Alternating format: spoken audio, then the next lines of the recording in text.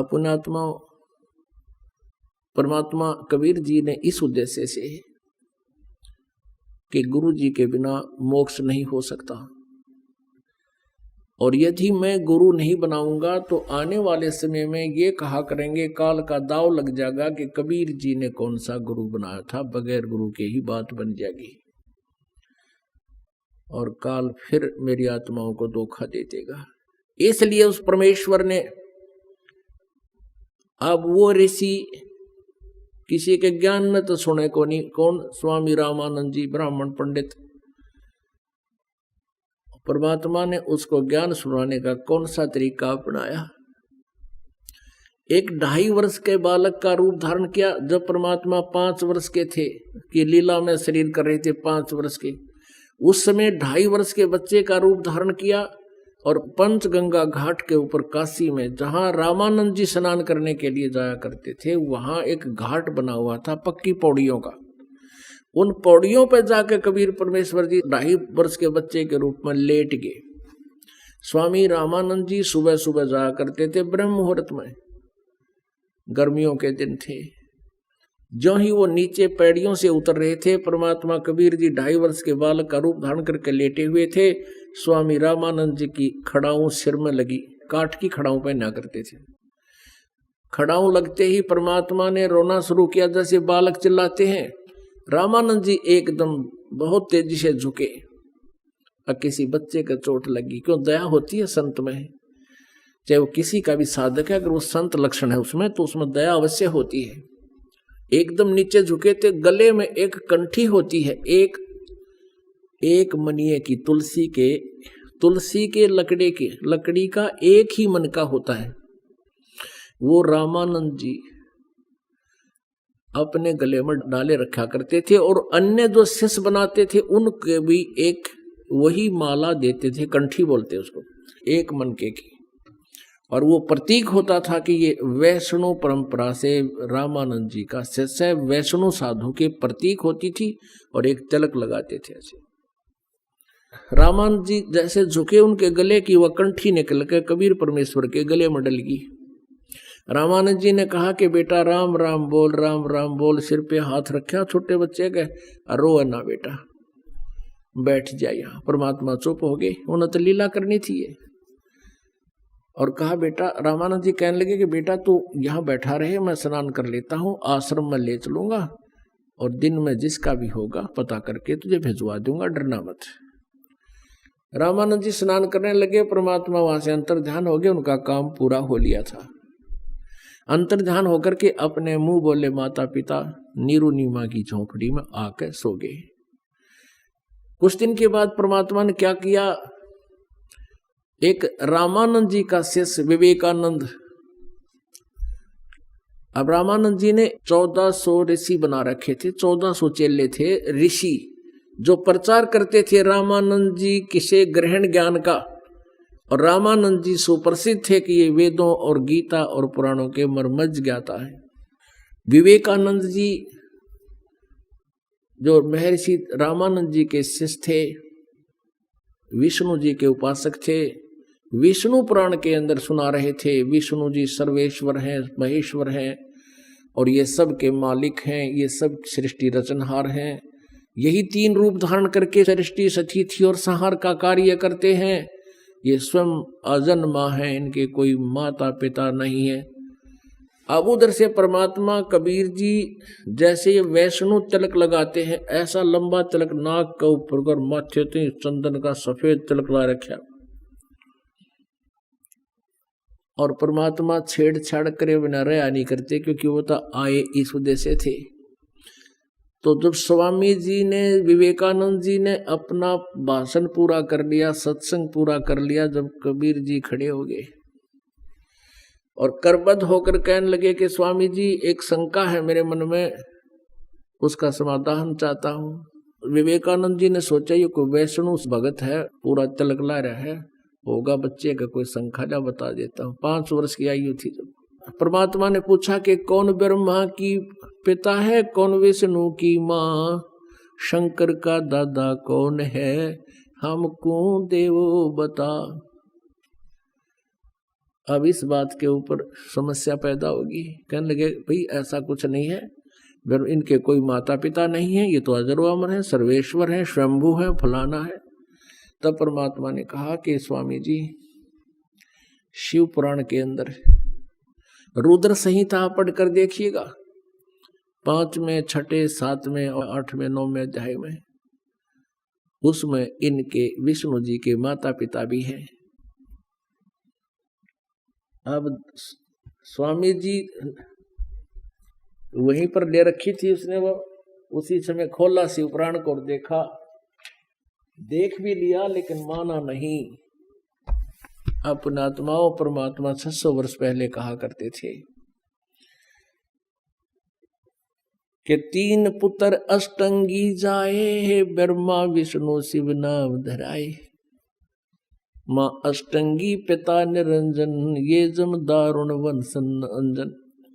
के ब्रह्मा विष्णु महेश के माता पिता ये काल सदा काल रूपी ब्रह्म, ज्योति निरंजन भी कहते हैं, और दुर्गा इनकी माता है। ये देखिएगा शिव पुराण। संक्षिप्त शिव पुराण, सचित्र मोटा टाइप, केवल हिंदी। गीता प्रेस गोरखपुर से प्रकाशित है। इसके संपादक कौन है, ये सारा विवरण इसलिए दिया जाता है कि किसी का शंका ना हो जाए कि कौन सी शिव पुराण है, कहाँ से आ रही है। संपादक हनुमान प्रसाद पोदार और प्रकाशक में मुद्रक है गीता प्रेस गोरखपुर, गोविंद लोन कार्यालय कोलकाता का संस्थान।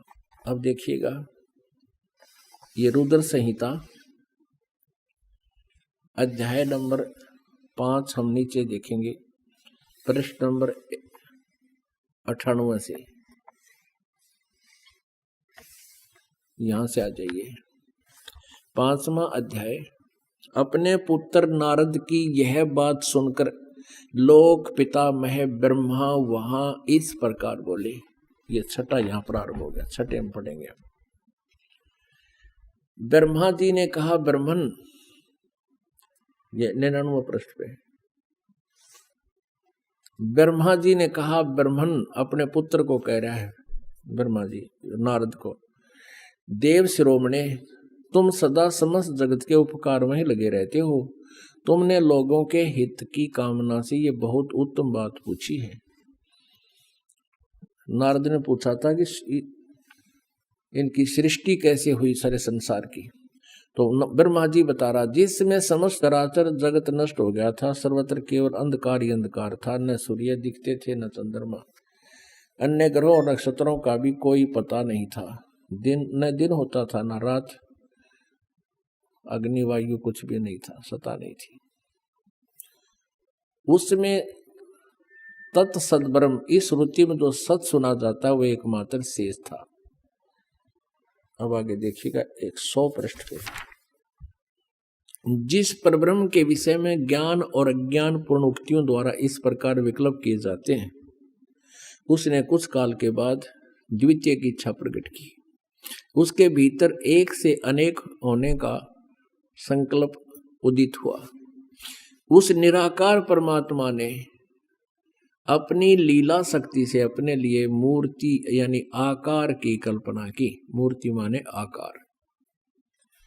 जो वह मूर्ति रहित परम ब्रह्म है, उसकी मूर्ति यानी उसका साकार स्वरूप भगवान सदाशिव है।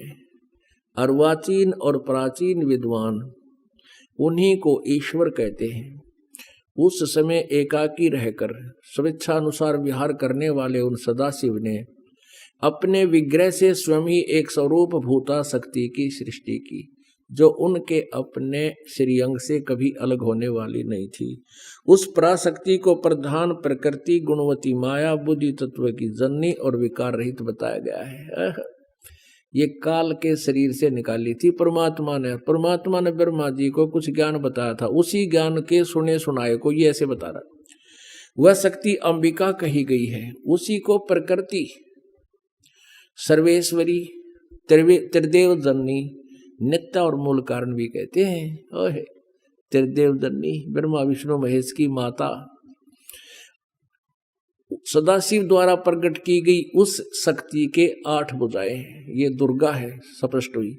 इसको प्रकृति भी कहते हैं, ये भी ध्यान रखना।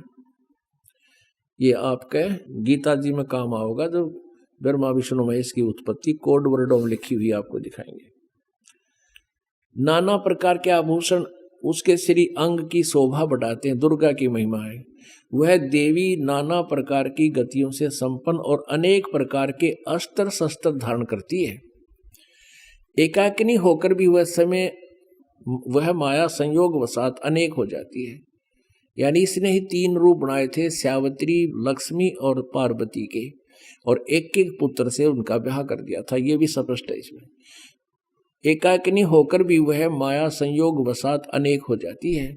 वे जो सदाशिव हैं, इस काल के बारे में कहा है, उन्हें परम पुरुष, ईश्वर, शिव शंभु और महेश्वर कहते हैं। यह देखना आए है, ये 101 पृष्ठ पर आगे हम कुछ रुद्र संहिता का। अब वे अपने सारे अंगों में भस्म रमाए रहते हैं।